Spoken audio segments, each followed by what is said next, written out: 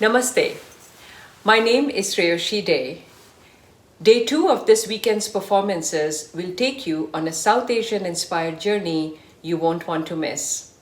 As in previous weeks, social distancing has once again pushed our festival online, but we are excited to share a rich offering of an amazing range of art with you.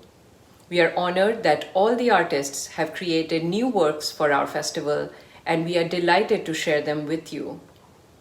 Kolkata, India-based internationally known dancer Anurekha Ghosh will begin our lineup for the day with a unique dance in the Kathak style. University of Michigan professor Paroma Chatterjee will continue from there with a fascinating art history talk on the influences of Byzantine art on the well-known Indian artist Jamini Rai.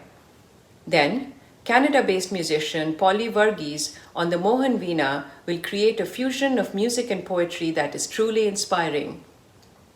Vocalist Manasi Joshi-Singh from Austin, Texas will lead us into a different musical journey based on the Tumri style of Hindustani classical music. University of Michigan professor and well-known poet Sumita Chakraborty will wrap up the day reading poems from her acclaimed new book Arrow. Our last weekend of programs is coming up next weekend. We hope to see you then. You will find the program details on our website, rasafestival.org. Enjoy the show today.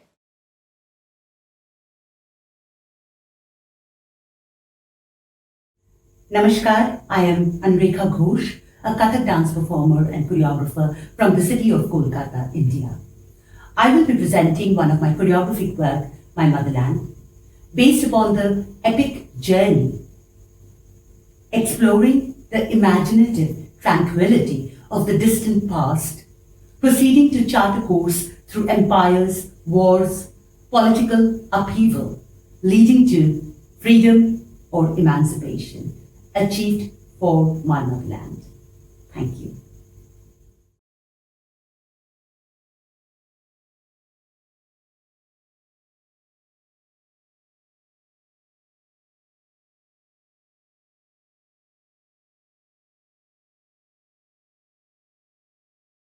If there is one place on the face of this earth where all the dreams of living men have found a home, from the very earliest days where man began the dream of existence, it is India.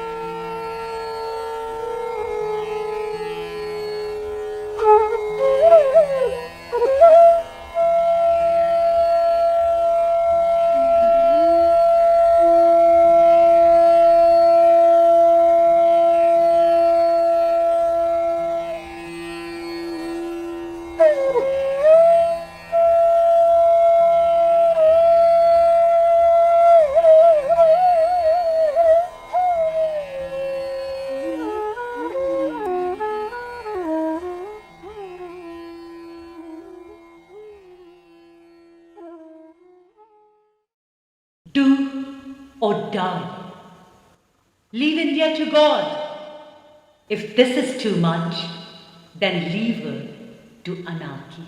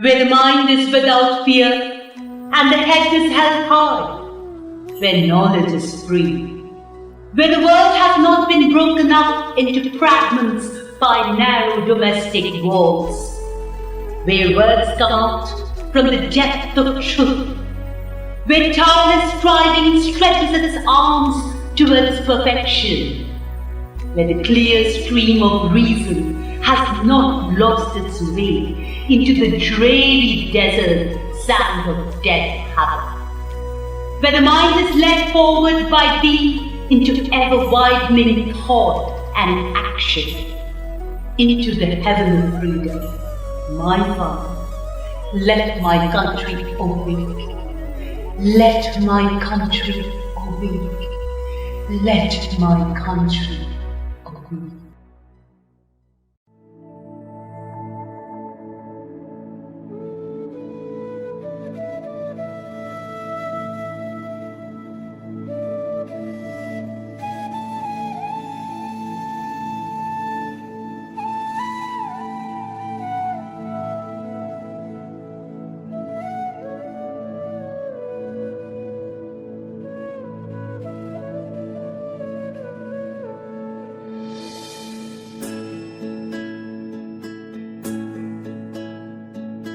Vande Mataram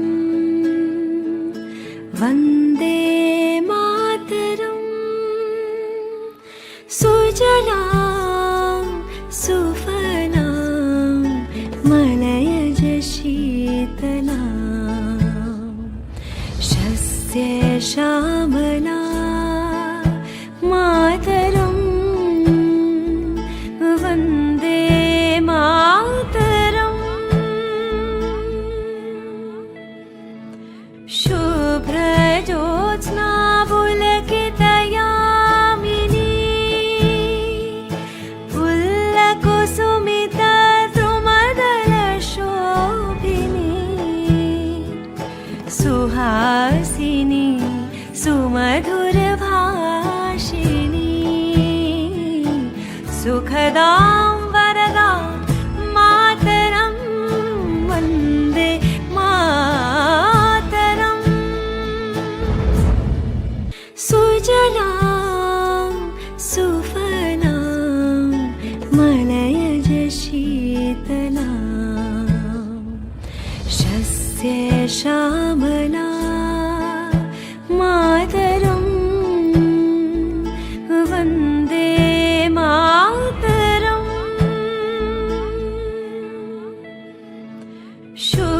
शुभ्रजोत्स्ना पुलकितयामिनी पुल्लकुसुमिता द्रुमदलशोभिनी Suhasini सुमधुरभाषिणी सुखदां वरदां मातरं Vande Mataram.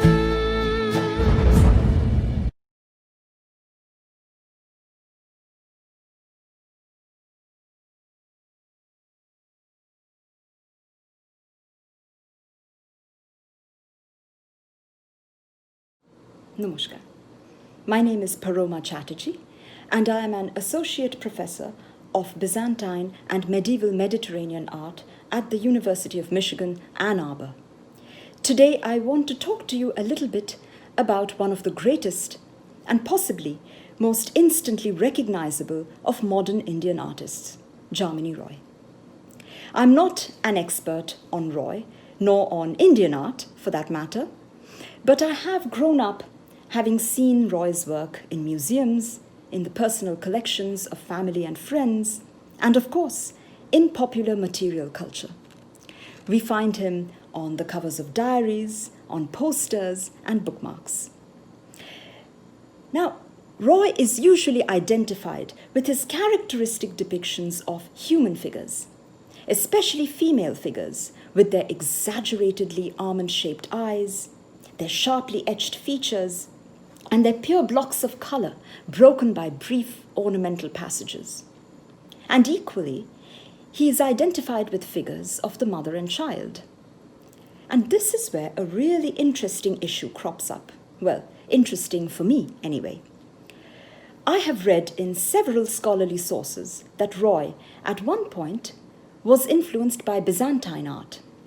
Now, the medium par excellence in Byzantium was mosaic. That is, tiny shards of glass and metal painted and polished and then painstakingly pieced together to create an image, almost like a tremendous jigsaw puzzle. Now, I don't know exactly how Roy was exposed to Byzantine art. I would dearly love to know which specific images he looked at or what books he might have leafed through. That is perhaps a future project to be explored. But what is most striking to me as a historian of Byzantine art is the close resemblance between Roy's images of a generic mother and child and the most characteristic icons of Byzantium, showing the Virgin Mary and Christ. Notice that in this Byzantine icon, Mary is a towering figure, holding Christ with one hand and gesturing toward him with the other.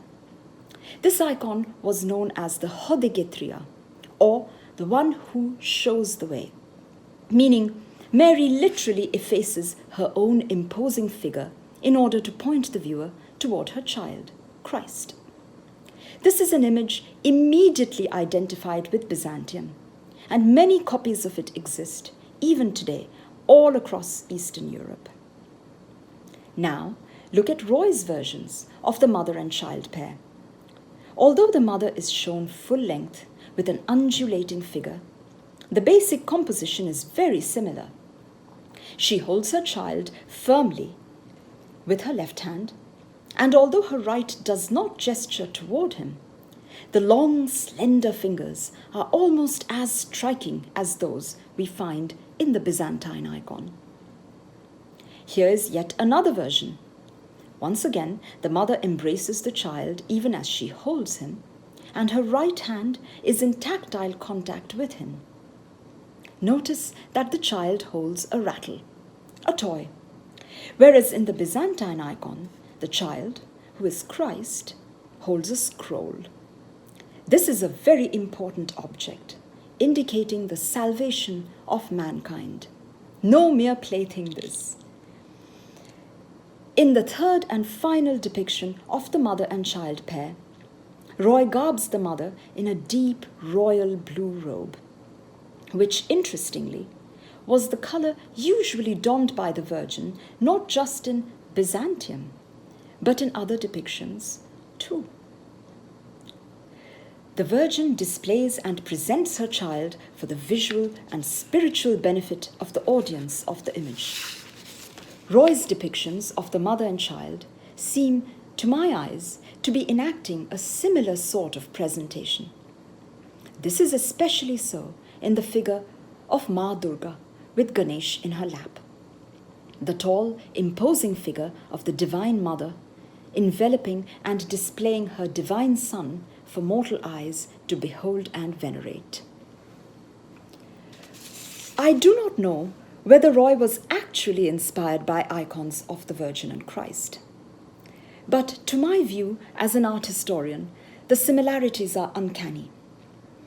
I certainly never imagined the close resemblances that obtain between my subject of formal study, located in one region, in one particular era, and the images that I grew up seeing informally all around me, located in a completely different part of the world and from a different era, my own and ours. Such are the serendipitous ways that personal encounters with images speak to each other across time and space.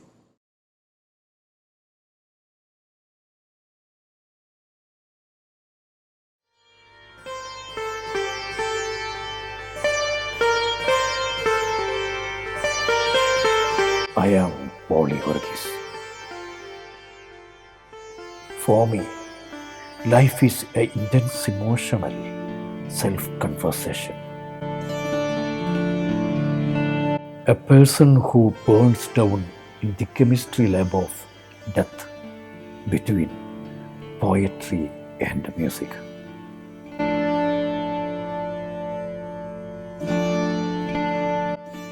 An emotional martyr being jailed for his protest against the gods with bread of mercy. This is a cost of how poetry and music converse deeply in the very same person.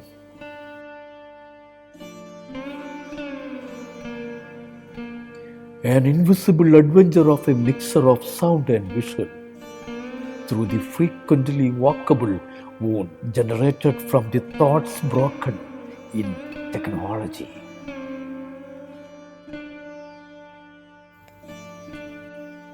Thank you.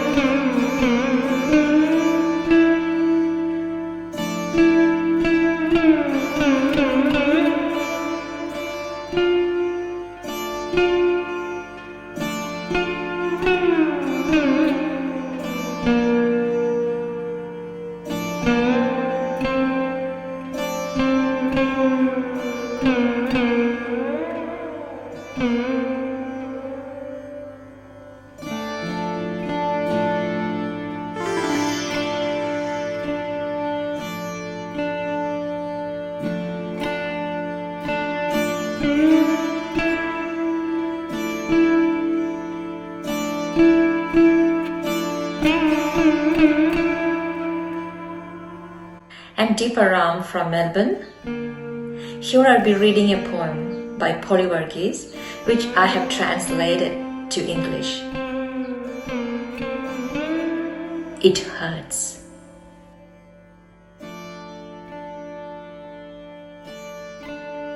It hurts every time, whatever done, it hurts. While thinking, it hurts. While conversing, it hurts. Listening even is with wounded ears. While walking, it hurts the earth. While breathing, it hurts the wind. Broken moon, bleeding sun, scattered stars, signals grunting in vain.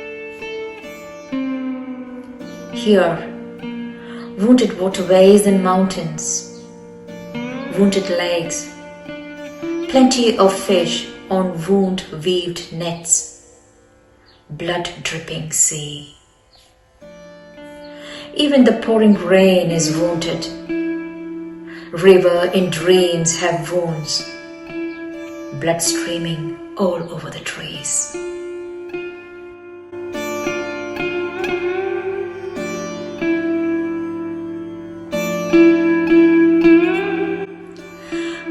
bird's feathers smell blood? How many animals roll from infected wounds? How many reptiles die scrubbed in wounds?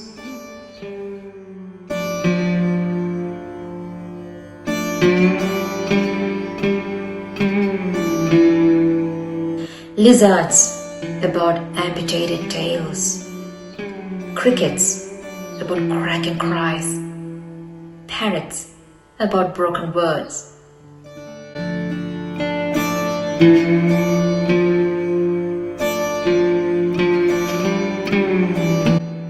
How many babies wail with peeled off skin?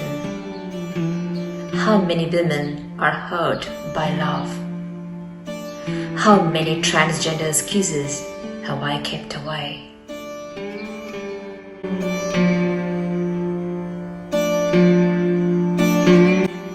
Why a bleeding history? Why wounded sidewalks, bursting palaces? Wounded fiddles, poems, songs, aging of scary stories. Parents who set afloat broken childhoods, abandoned siblings, children who filled death accounts for dead and sprouted forefathers, rejected friends, gains that hurt.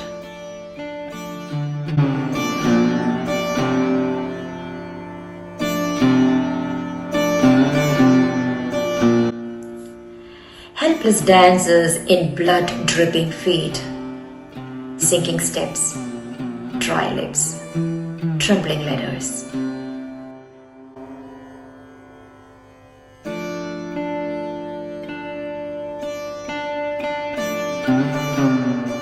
Look, there are thousands of people in this wound. Those who planted love on bursting pain. Those who set off to travel with many colors to one same picture.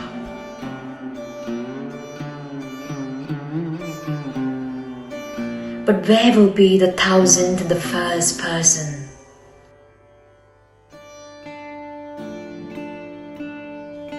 Being wounded, or imparted hurt, or turned to a wound? Being wounded, or imparted hurt, or turned to a wound?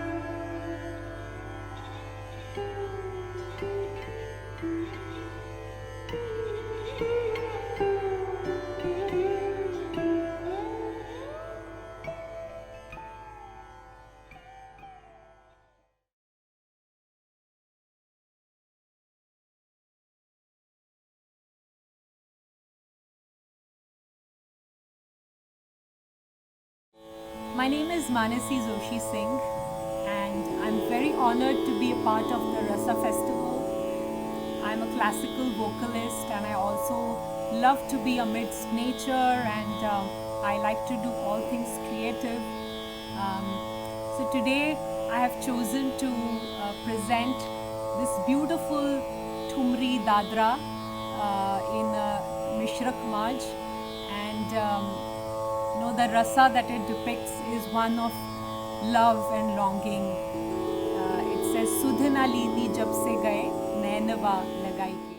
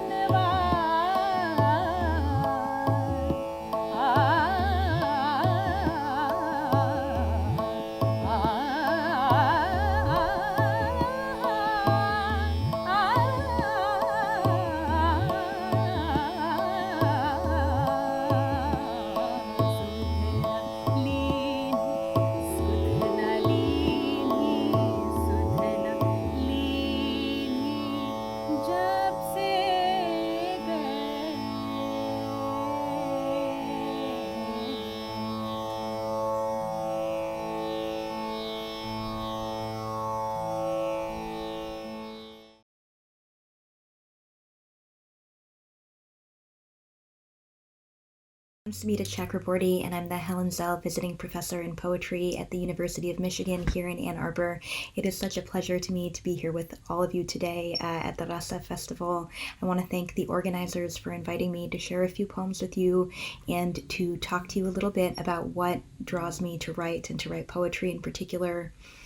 You know, I think for me, writing is a way in which I can inhabit spaces of doubt and mystery and questioning.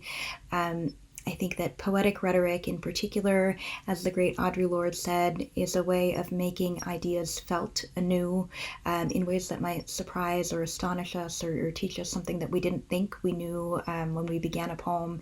Our sense of the world itself might be completely shaken in just a course of a few short lines. And that is what brings me back time and again to poetic language and poetic rhetoric in particular. As for the book I want to read to you a little bit from, that's my new book, Arrow.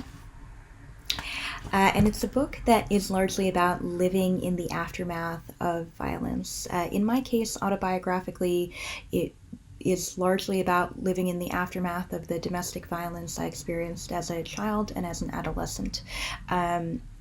However, there are a number of other kinds of violences that also really haunt the periphery of this book. And it's not really a story of triumphantly overcoming violence, although there's a little bit of that in it, to be sure. What it really is about what to do when things like love, things like joy, things like family have been weaponized against you from the very, very beginning of your life, of your sheer existence on the planet.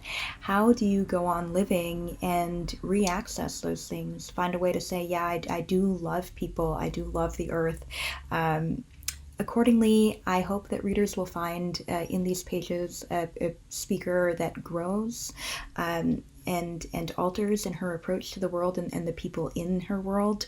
At the beginning of the book, she starts out having for the first time really acknowledged that she is a person with anger and with feelings and with hurt, a person who deserves to take up space in a room. So a lot of the early poems there are kind of brutal and defiant in a way that the poems toward the middle and especially the end of the book hopefully complicate quite a lot as the speaker comes to terms with the fact that although her suffering is valid and deserves to be acknowledged and cherished and heard, there's also a much wider world out there in which so much else is taking place. And through that process, that speaker kind of gets more back in touch with her ability to acknowledge love for other creatures and other people and to acknowledge wonder and amazement at the world. So I'm going to read to you a few poems. I'm going to start at the beginning of that journey with that speaker who has only just learned that she has the right to take up a little bit of space in a room. And then I'm going to read a little from the middle, and then I'll read a little bit from the end. So hopefully you can get a little taste of what that entire progression is all about in this book.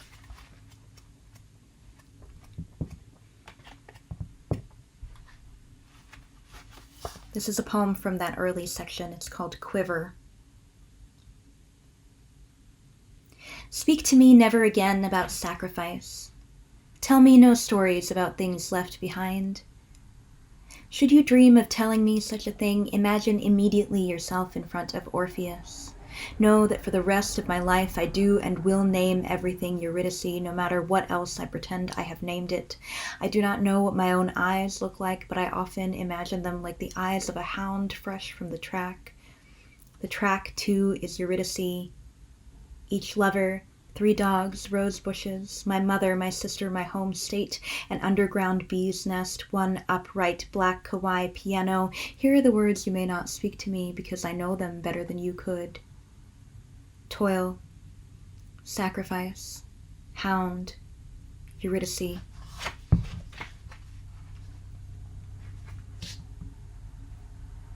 There are a number of poems in the book titled O Spirit, and there are a few in every single section of the book. So my hope there is that as readers encounter the spirit of the speaker of these poems, that spirit changes and grows in a way that kind of maps onto the journey that I was describing earlier.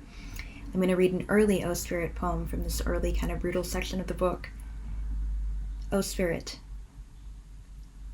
To help myself rise in the morning, I make a promise.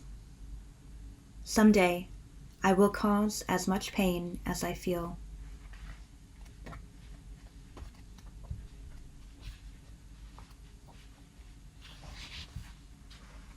One of the other major governing events of this book is the death of my sister in 2014. The book, in fact, starts by mentioning her death, so that's another aftermath that the book takes place within. And there's a poem in the middle of the book that is also called O Spirit, and it follows a long elegy for my sister in which I'm grappling with our difficult relationship, our difficult childhood, and how that shaped us as we grew into women, and in her case, I didn't have the opportunity to fully grow into a woman. After that long poem is another O Spirit, and here is where that speaker is now at that point. O Spirit. A bear brings forth her young, informous and unshapen. I now wear the pelt of the conjured beast around my groin. I think of new words for solace, one of which is knifed. We take no form until licked into shape by the tongues of those who love us. I think I'll move now to the end of the book. Throughout the book, at various crisis moments, the speaker calls out to a Greek titan named Nyx, and Nyx was a titan of night.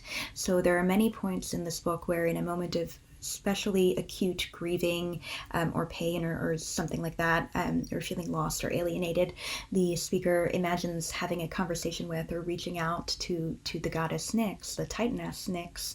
And toward the end of the book, where my speaker starts becoming more reflective and patient and capacious about the rest of everyone else, the rest of humanity, there's a persona poem that is one of the book's two title poems. It's called Arrow.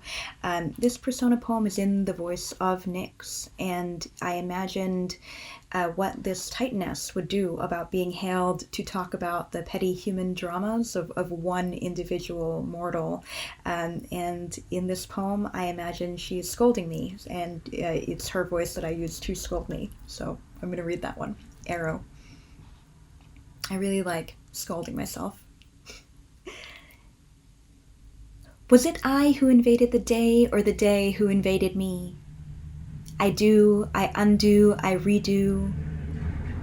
I enlarged the figure till it was a mountain. I don't fear the sublime, and I cut off its head, having already cut out its tongue. I have 3 siblings and flocks of children, and though we're oft confused, you must know that I differ from all. I am not my brother Darkness, nor my sister Dirt, nor my brother Torment.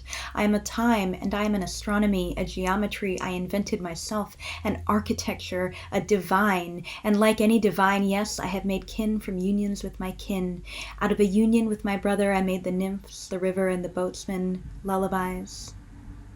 If X is an obstruction, and if the poetry of X was music, then this poem is a musical obstruction, and if this poem is a musical obstruction, then this poem is a lullaby, my kin born of my kin. I am a space as much as I am a voice.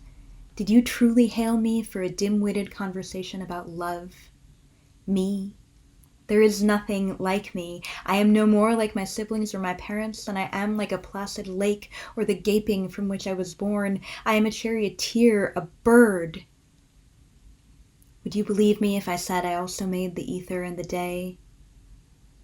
Whether or not your faith is stored in my ear, I am sure in what I have made. How could I be both gentle enough and dangerous enough for your thoughts? Do you have thoughts? I asked about moon, dark, pain. You only gave me yourself. And as to my other question, it was me. I invaded the day. It didn't stand a chance. Keeping an eye on the time here, I think I have time to read one more. The very last poem in the book, and it's very, very short. It's called O. Stars are not the end, but the beginning. A bird is to its throat as a promise is to its sharp edge. I wanted to make for you a sun shower. Instead, I have made for you a mortal thing. Writing is knowing how to cut. There is a space in my body that did not exist when I began this book. It is a window. When I next speak, I will do so through that window. Please leave the window unlatched. When I next speak, it will be with changed lips. I wonder what their color will be. Finally, she enlarges the figure to a grand scale and cuts off its head. Thank you so much for listening and for your time. I look forward to watching the rest of the festival. And again, thank you so much for having me.